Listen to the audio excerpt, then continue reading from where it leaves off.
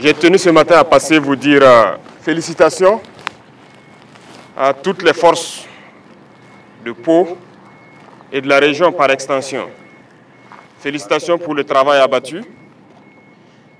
C'est l'une des régions les plus pacifiées et ça ne veut pas dire que c'est fini. Vous encouragez aussi à continuer le combat. C'est une zone très dense avec assez de forêts. Certes, vous avez pu faire reculer l'ennemi qui avait tenté de s'implanter ici. Et je souhaite que vous continuiez à patrouiller dans ces forêts, à vous assurer qu'il n'y a pas ces velléités de retour. Donc, je le dis, félicitations, mais mes encouragements pour la suite. J'espère que je me fais comprendre. Ce n'est pas parce que l'ennemi n'arrive plus à pénétrer que c'est fini.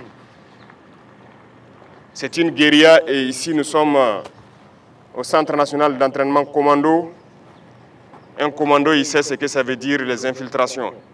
Donc l'ennemi est capable d'infiltrer. Il faut prendre cette donnée en compte et rester donc en permanence en veille.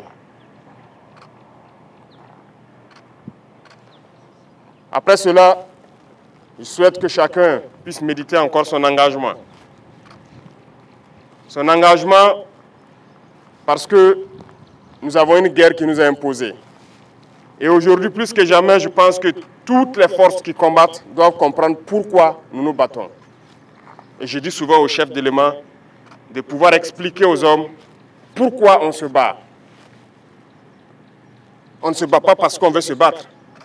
On se bat parce qu'on nous a agressés. On est venu nous imposer une guerre. Et pourquoi on nous a imposé cette guerre? Je pense que tout le monde doit le comprendre. Parce qu'on veut de nos terres sans nous. Et ça n'a pas commencé aujourd'hui. Ça a toujours été comme ça le cas pour l'Afrique. Souvenez-vous de l'esclavage, où on est venu déporter beaucoup d'Africains, les bras valides d'ailleurs, ceux qui étaient à l'âge de procréer, qu'on a déportés, beaucoup sont morts et vidé l'Afrique. Puis est venue ensuite l'époque de la colonisation, où ils se sont déportés chez nous. Ils nous ont massacrés. Ils ont massacré nos ancêtres. Ils ont tué au maximum. L'Afrique a été colonisée par plusieurs fois. Et aujourd'hui, plus que jamais, c'est une nouvelle forme de colonisation. Et pourquoi l'Afrique souffre tant? Parce que nous avons des richesses qui intéressent les impérialistes. Et je pense que tout un chacun de vous doit le comprendre. Si vous êtes en mesure de vous mettre en première ligne, de vous battre jusqu'au sacrifice suprême, comme on le dit, c'est que vous comprenez le sens de votre engagement. Vous êtes venus pour défendre la nation, pour protéger cette terre que nous ont léguée nos ancêtres. Les dévanciers nous ont écrit l'hymne.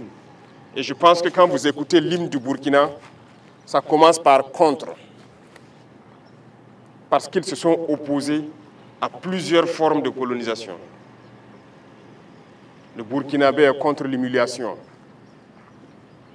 Nous sommes contre toute forme de domination.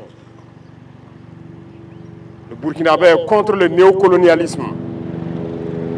Et c'est tout ça que vous devez prendre en compte. Pour comprendre qu'ils ont écrit l'hymne pour s'opposer à un certain nombre de faits dans ce monde. Et ils ont défendu cette terre et ils nous ont légué la terre. Et nous, notre devoir, c'est de nous battre et défendre nos terres également pour les léguer à nos enfants.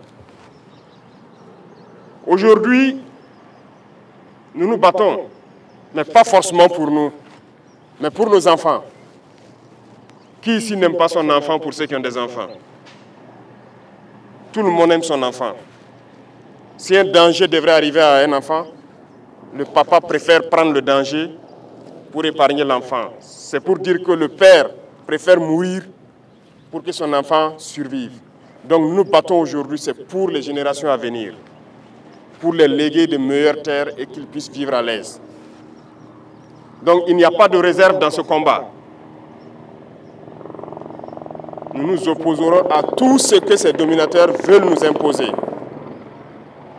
Et vous devez continuer à vous battre pour ça. Écoutez bien notre hymne.